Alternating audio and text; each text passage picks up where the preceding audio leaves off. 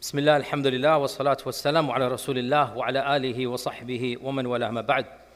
As perhaps some of you are aware, last month I visited Japan for the first da'wah trip there, and I went to a number of communities and cities, and was a very fascinating trip. And as usual, when I go on these trips, I like to share my experiences with all of you so that we feel connected with the broader ummah, to understand that, alhamdulillah, Islam is alive and thriving and flourishing around the world, and to benefit from their experiences, and they can ours inshallah ta'ala as well.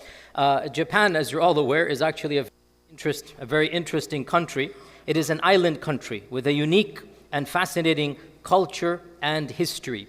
And it is a separate series of islands, and therefore it has its own civilization, its own language. It is a unique language. It's not related to any other major language in the world, and it is its own religion as well. The Japanese people are disconnected from the mainland, and they have been there for tens of thousands of years, and therefore they have developed a separate culture, ideology, identity, and even religion. And this makes it even more interesting. Japan has many unique things. Of them is that it is they are the only emperor kingdom to this day. There's no other emperor kingdom. And their emperor dynasty, it is the oldest dynasty in human history. It goes back 1,500 years, like almost to the time of the Prophet. The same family has been there for that long. And just a brief interlude here, that the religion of Japan is a very interesting religion. And I was very curious about this. So when I went there, one of the things I do is I like to hire eclectic guides, academic guides to take me. So I hired a Shinto guide. The religion is called Shintoism. The religion is called Shintoism. It is only in Japan. There's no other, this religion is only practiced in Japan. So I hired a tour guide that specializes in the Shinto religion to take me around and to introduce me to their ideology and show me their places of worship. So I spent half a day with him, and I ended up even more confused than when I began, because I'm not trying to be crude or whatnot, but Shintoism is very different religion than Abrahamic religions. And when I asked him that, is there one ultimate God? Is there one creator? The person was like, you could tell he's never been asked this type of question. They don't have the same ideology as we do. So Shintoism is a spiritual tradition, and its emphasis is not on gods, it's not on a higher power, it's about living in harmony with nature. And they have this thing called the kami, K-A-M-I, kami, and they have 8 million kamis, they say. Everywhere you go, they say, we have 8 million kamis. We translate kamis as gods, but that's not correct. This is our fundamental issue. What we view as a god, that's not what they view as kamis. For them, a kami is any type of force or even nature or even icon that deserves some type of respect. Not that it is your creator, not that it is a god. And so they have kamis of their ancestors, they have kamis of holy sites, they have kamis of anything. It's not something that for them, the notion, there is no ideology, theology. They don't have a book. There's no holy book in Shintoism.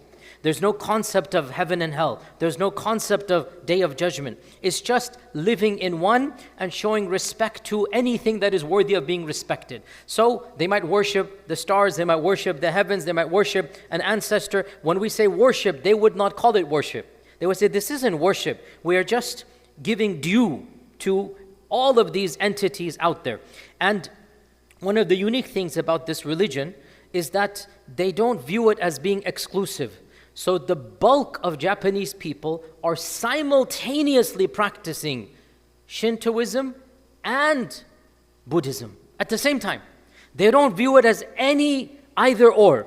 And my guy said to me that, we go to the Buddhist temple, we can worship the Buddha God there, and then we can go to our Shinto shrines and we can venerate there. There's no dichotomy for them, right? And they are so proud of their heritage civilization that it's no other religion has permeated. As you know, Christian missionaries have spent 500 years trying to spread their message around the world. So many Far Eastern countries have embraced Christianity. Look at the Philippines, which is now majority Christian. Look at so many other lands where Korea, so many Christians. But the Japanese people, all 500 years of Christianization, massive failure.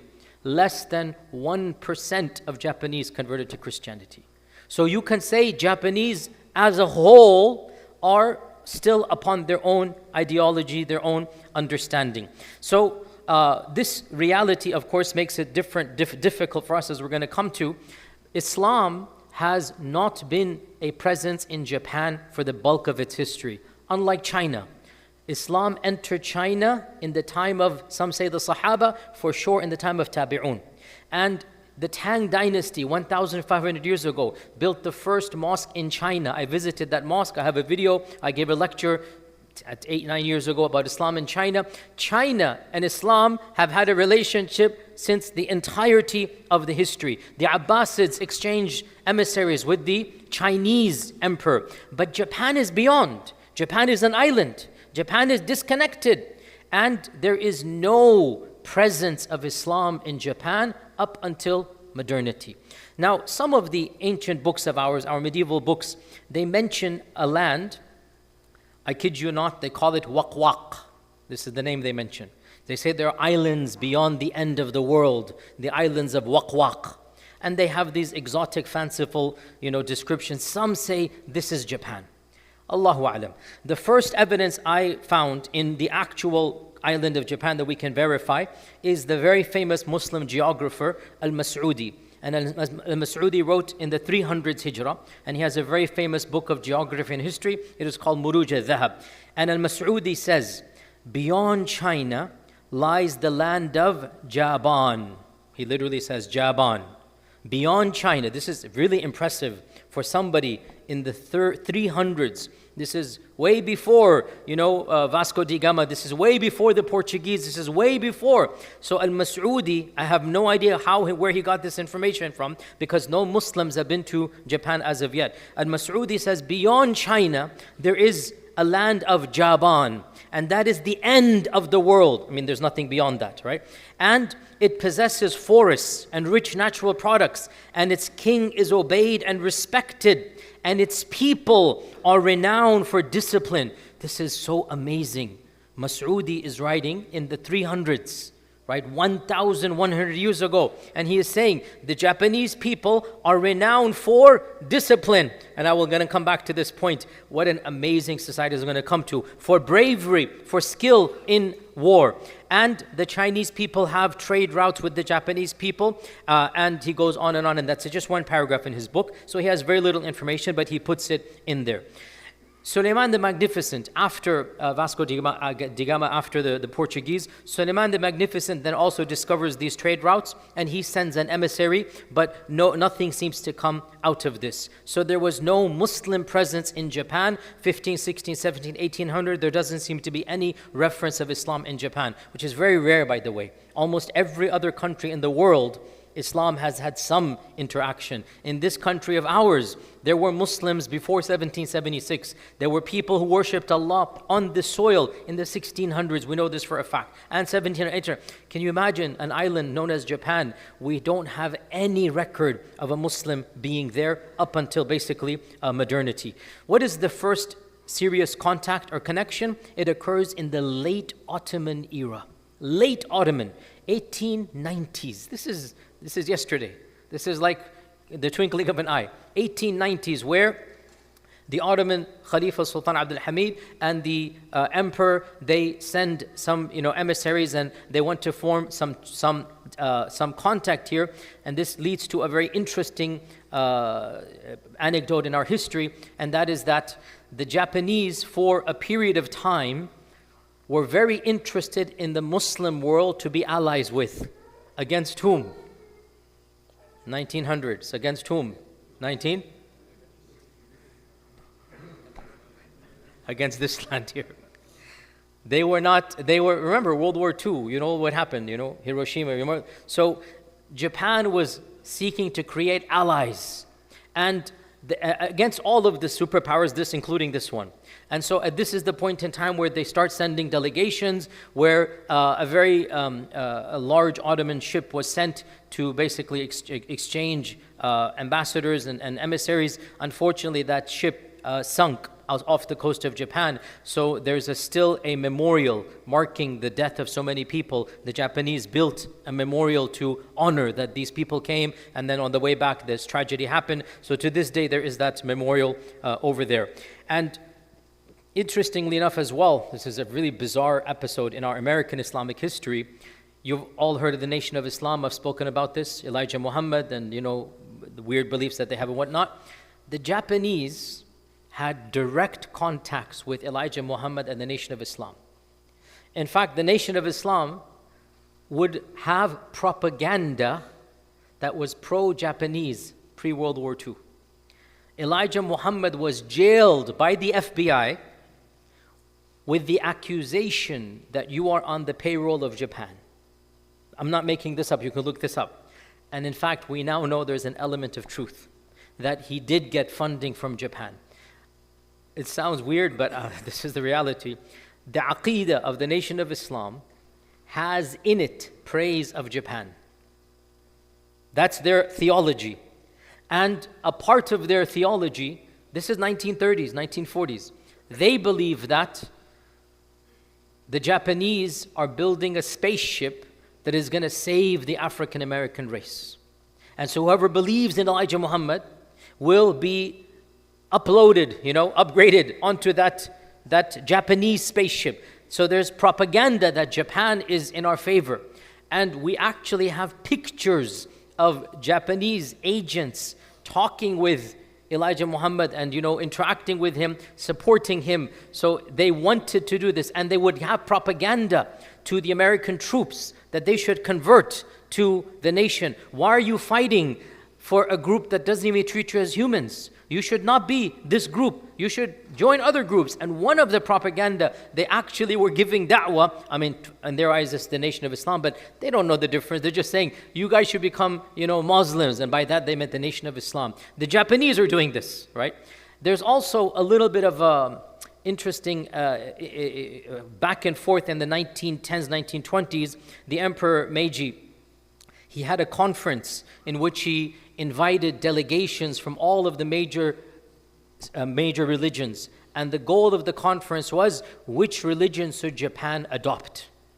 And so shuyukh from Al-Azhar came, scholars came, and they presented the evidence that you should all become Muslim. Now, how do you interpret this? You can be open-minded and say the emperor really was thinking about adopting another religion, and maybe he would have been Muslim, and if he did, then the whole country would be Muslim. And you can be cynical, and you can say that this is a political move where he's just trying to reach out to the non-Christian organizations and say to them that, we are sympathetic to you. However you want to interpret it, but this did happen. The emperor did invite shuyukh, and this is one of the first encounters of scholars from Al-Azhar coming and presenting Islam, talking about Islam. One of the people that went, he wrote a journey, my rihla ila Yaban, my journey to Japan. You'll find it online. And he talks about his stay there, and in fact, his host converted to Islam. So this is one of the first converts that we have, that his host was so impressed, he actually converted to Islam. This is around 1905 or something of this nature. The first masjid that was built in Japan was built by Indian traders. Trade had begun, and Indian merchants, Gujarati merchants, where the Gujaratis, mashallah, represent, okay? The Gujarati merchants, mashallah, they would go and they would buy and sell, but they didn't plan to live in Japan. But when they were there, they needed a masjid to pray. And the port that they were in is the port of the city of Kobe. Kobe. You all know Kobe, who are meat experts, because Kobe beef, the Kobe Wagyu beef, this is the highest quality of beef in the world. This is Kobe. I actually went to Kobe, not for the beef, I had the beef there too. I went to visit this masjid. Inshallah, video footage will be shown later on, inshallah, on my channel. I took a video of this masjid. This is a masjid that is still standing in its original structure, 1935, 90 years ago. It is the original masjid. The local Japanese call it Miracle Mosque. Why? This is their name, not ours. Why? Because two things destroyed Qadhi to the ground, but the masjid remained intact. And there's footage, when my video is uploaded, you will see that footage there. There's actual photographs of the entire city leveled to the ground, but the masjid is standing untouched. Two things happen. Number one, the American bombing, World War II, and the effects of Hiroshima and the American bombers coming and flattening. They didn't target Qadhi directly, but they're targeting, Hiroshima is just less than a half an hour away by train, so they're targeting these places, and the city of Qadhi was flattened. Some pockets, and the masjid is one of those, like literally everything around it is gone, the masjid remains. In 1995, if you remember, there was one of the large earthquakes that happens, so tsunamis happens in Japan and earthquakes, and tens of thousands of people lost their lives, and the city was demolished. But once again, even though this mosque is a stone's throw away from the port, I visited it, you can see the port, it's just a few, because the people who would pray there were the merchants who lived next to the port. So the masjid is walking distance from the port. And subhanAllah, there were people in that mosque who told me that they were in the earthquake of 1995. They were in the city. I met 3 people who were, a little bit, they were now in their 50s. They were like teenagers. Their parents had come there. So they told me that the whole Muslim community lost their houses. They came to live in the masjid. And in fact, the masjid even opened its doors for other people to come because the masjid remained intact and everything else was destroyed. So that's why even the locals, they call it the miracle mosque. This is the first mosque, and you can Google it, Mosque of Qadhi. You'll find beautiful, and it's built in, Indian style, because these are like the Indian merchants. And one of the largest communities that used to be there, but is no longer there, is the Tatar community. The Tatars, we'll talk about them another day. They're a very interesting ethnic group of Muslims. In the 1920s and 30s, persecution began. The communists came. The Muslim identity was being erased. So the Tatars fled around the world. Large groups came to Japan. This is the first group of Muslims who settled in Japan. The Indian merchants were not planning to settle, and from what I asked around, none of them remained.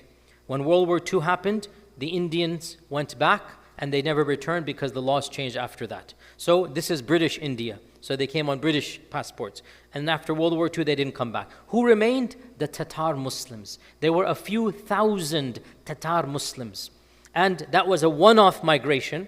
When I visited Qadhi, they told me that the last remaining Tatar had passed away a few years ago at the age of 90-something. And, their children and grandchildren, most of them have left Japan and gone to other places. But one person was there until just a few years ago. So this is the first group of Muslims to come to Japan. These are Tatars, and then the Indian Muslims. The same batch, the same group of people, the same time frame, they also built the first mosque in Tokyo.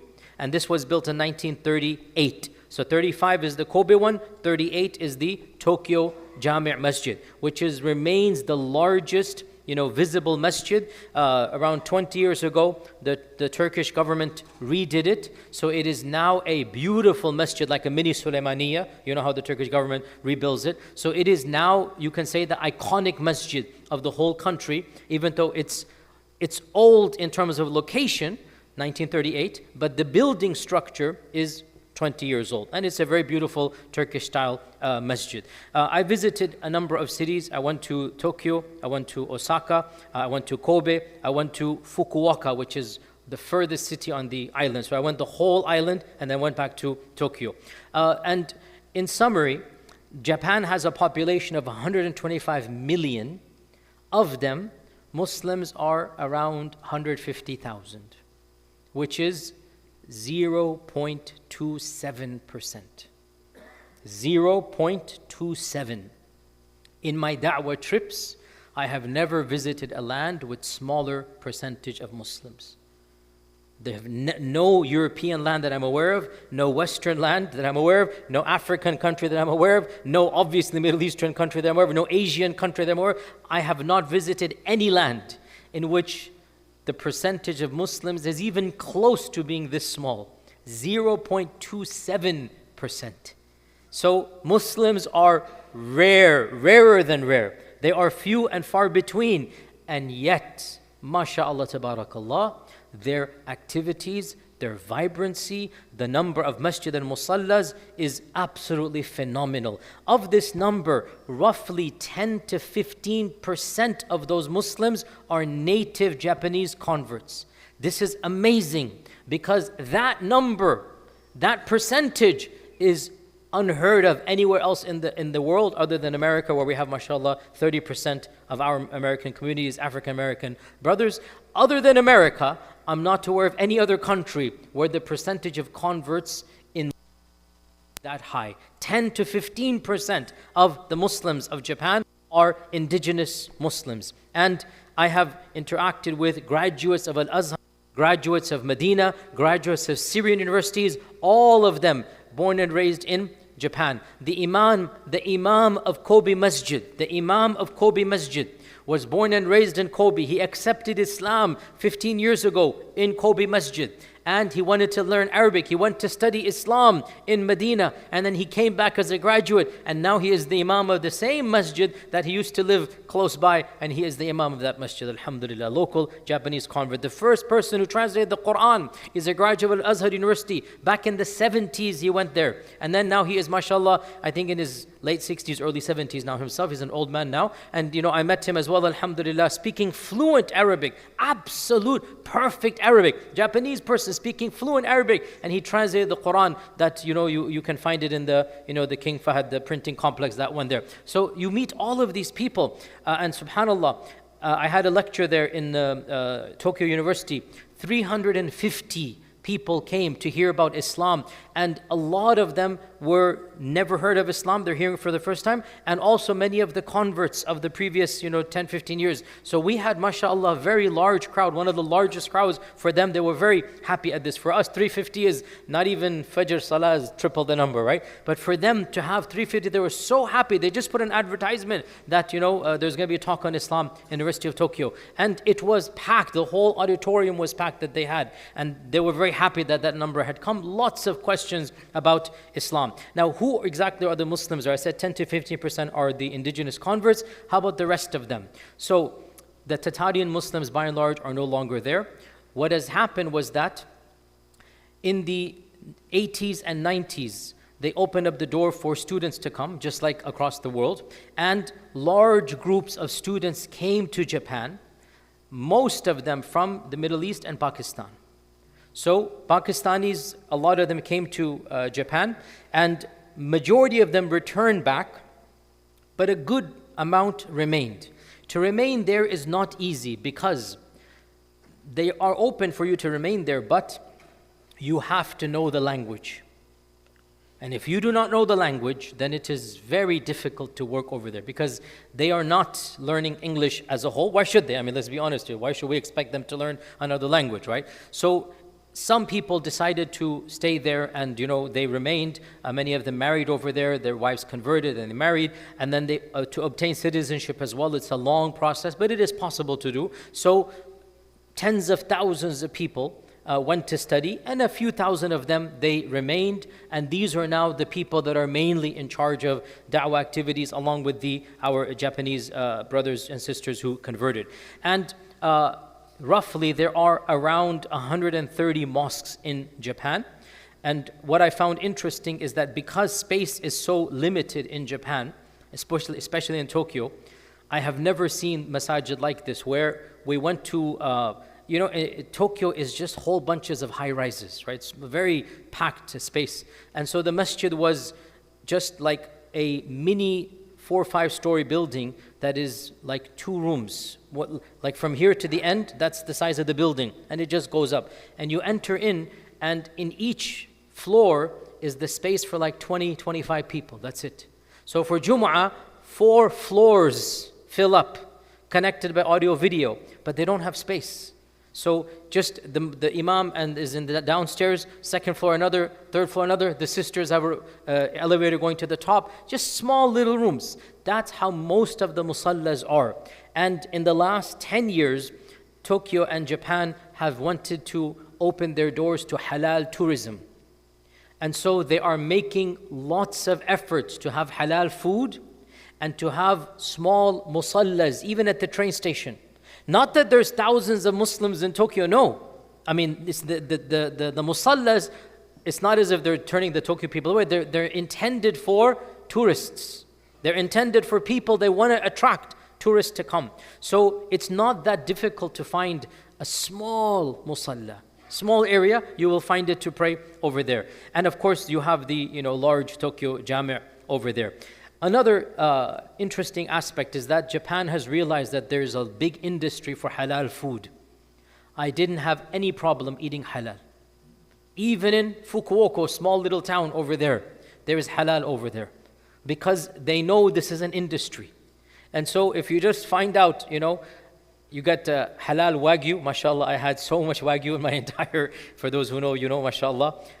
And then obviously beef and all of this, like they really value, they want to make sure that the tourists are taken care of. And so no problems eating halal over there. And in terms of da'wah and Islamic schools, I visited a number of Islamic schools. Tokyo has a full-time Islamic school for the kids. And then Kobe, the same Kobe place, has an entire Islamic school. So I spoke to the students there. Again, it's surreal. These are children. Many of them are mixed, like their mothers are Japanese and their fathers are, and they're like fully, thoroughly integrated. They speak fluent Japanese, fluent English, because most schools don't teach English. So the Islamic schools also teach English. And fluent Arabic. They are trilingual. The children are being taught all three languages. This is not something, even we don't do that. And they are doing that. And obviously, one thing about Japan, I have never seen a society that is more clean than Japan. And everybody says this, I saw with my own eyes. In fact, the difficulty, they don't even have trash cans in public. And I said, I told to my guy, what do we do? He said, no, so you keep your trash in your own backpack on your own until you get home. Like they don't even want you to throw the trash anywhere. There is no public trash can in Tokyo. At least I didn't see any. And my guide said, this is well known. You just put it in your own pocket or you carry your own bag and you throw your own trash. You learn responsibility over there. Clean streets, punctual time. The people have utmost respect over there. And I know it's awkward, it is a masjid, but something needs to be said here. What will make you understand their toilets? The cleanliness and the technology. I can go on and on. I fell in love with that technology. It's like 7th grade, you just like, there's a whole computer panel. Like everything. I don't know how much detail you want to go into here, but it's everything taken care of. You have birds chirping in the background. You don't even have to touch anything. There's a computer screen. And obviously, they're very hygienic people, right? And so everything is taken care of from beginning to end, mashallah. Even there's air conditioning inside the toilet, believe me. Unbelievable. Like this they have, and they want to be clean. So they have this notion. So one thing that a lot of people say, and now I see this myself, the people of Japan in terms of their akhlaq, in terms of their respect for elders, in terms of their personal hygiene, subhanAllah, they are the closest I've seen to Islam. But their theology is so different. This is our main issue. They don't understand the notion of exclusive religion. They don't understand La ilaha illallah. It's difficult for them to understand. Like, why do you want to restrict? There's plenty of things to worship. There's plenty of things to venerate.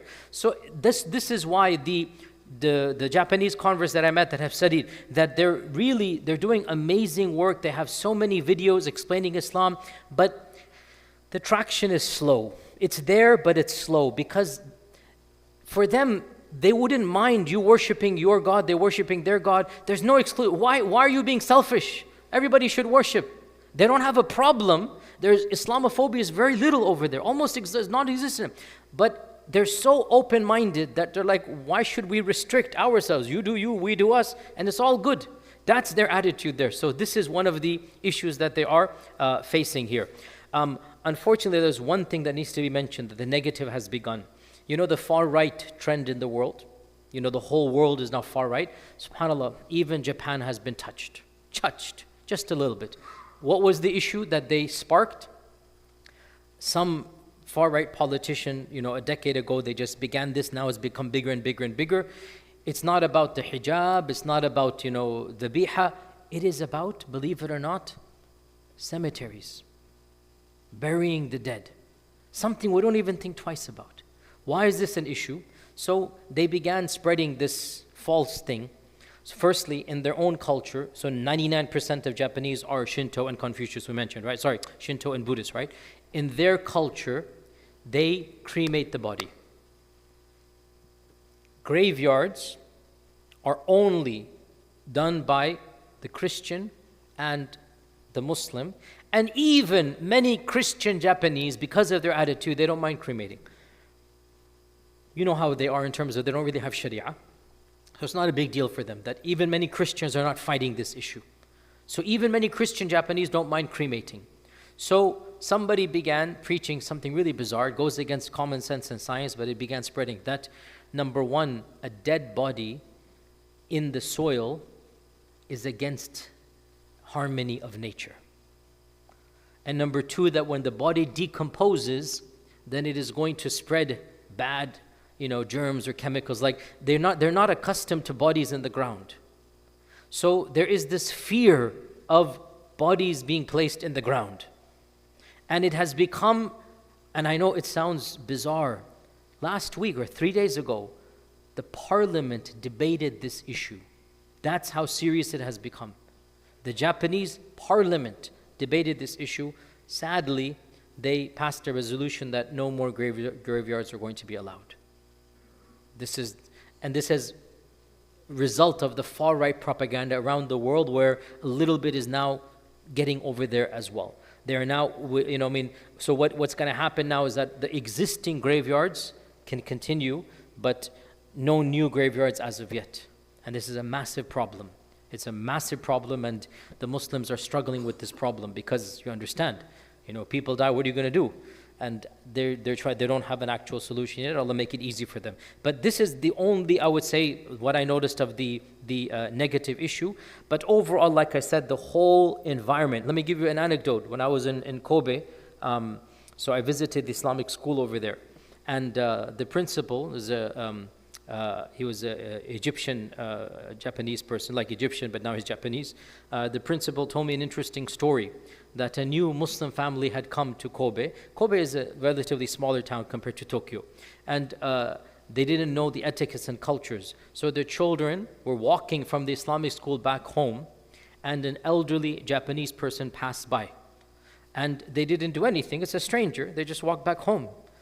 That elderly person went to the principal and complained that, what are you teaching your students?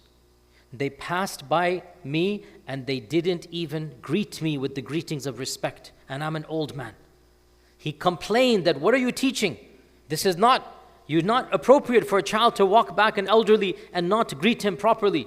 And so the principal had to apologize and went to the family and say, please listen, next time, you have to teach your kids this. That's their culture there, that if a child, a young man walks by, there's an etiquette and you greet the elder person. But that's how much their culture is of respect to the elders, that he took a serious insult. How dare a child walks by and doesn't give me the greetings of respect? He complained, and then that was rectified. This is a really interesting culture over there. But to conclude, for me, the most impressive thing was to find small groups of diverse people. Can you imagine, Pakistani Japanese, Egyptian Japanese, people and different socioeconomic. You have professors, you have engineers, doctors, you have manual laborers, all of them. The only thing that combines them in the mosque is what? Islam, right?